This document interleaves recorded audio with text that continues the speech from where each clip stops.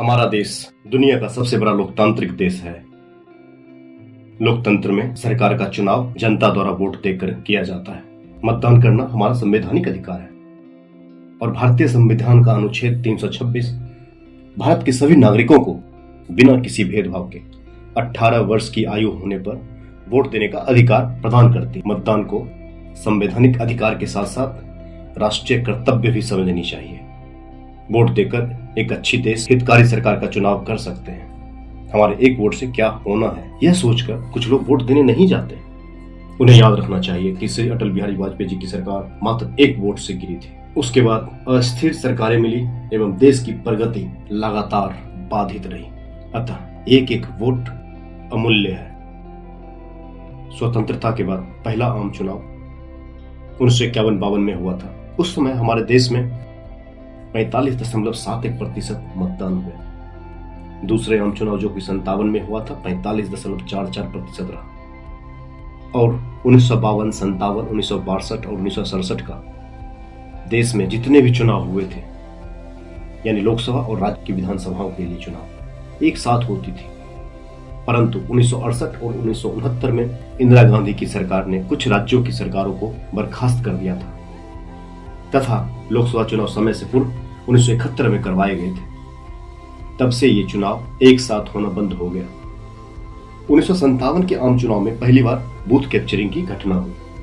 उसके बाद धीरे धीरे अनेक क्षेत्रों में मतदान केंद्रों पर कब्जे और फर्जी वोट डालने लगे। मतदाताओं को अपनी तरफ करने के लिए अनेक हथकंडे अपनाए जाते थे, जैसे कि धन बांटना, शराब बांटना, भोजन कपड़े आदि बांटकर अपने पक्ष में करना। कुछ राज्यों में गुंडागर्दी और बाहुबल के बल पर चुनाव जीतकर सरकारें बनने लगी थी।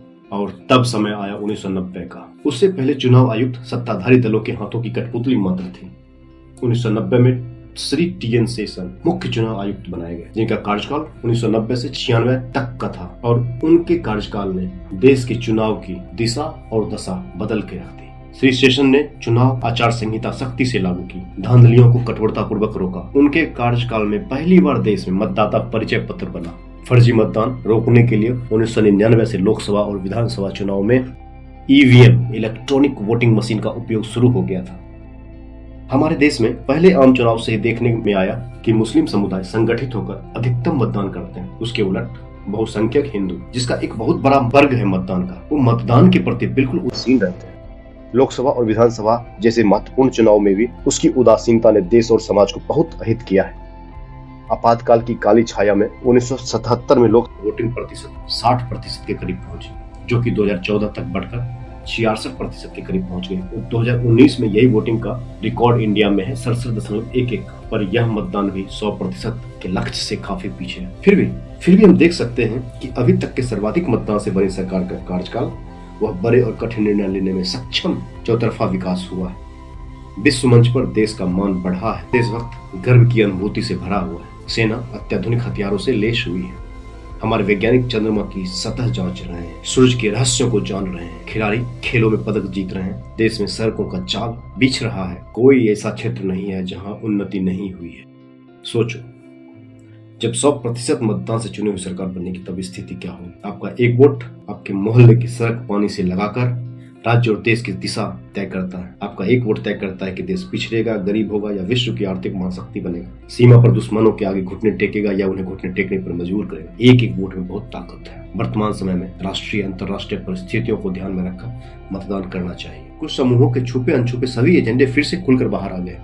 अतः मजबूत और स्थिर सरकार की बहुत आवश्यकता है। वह तभी संभव है जब हर राष्ट्रभक्त वोट करे एवं बाकी को वोटिंग करने के लिए प्रेरित करे, न अपने लिए, न दूसरों के लिए और न पार्टी के लिए, न प्रत्याशी के लिए। चाहे पंच का चुनाव हो या सरपंच का हो, चाहे मुख्यमंत्री का चुनाव हो या प्रधानमंत्री का, केवल भारत की जीत के लिए 100% मतदान होनी चाहिए।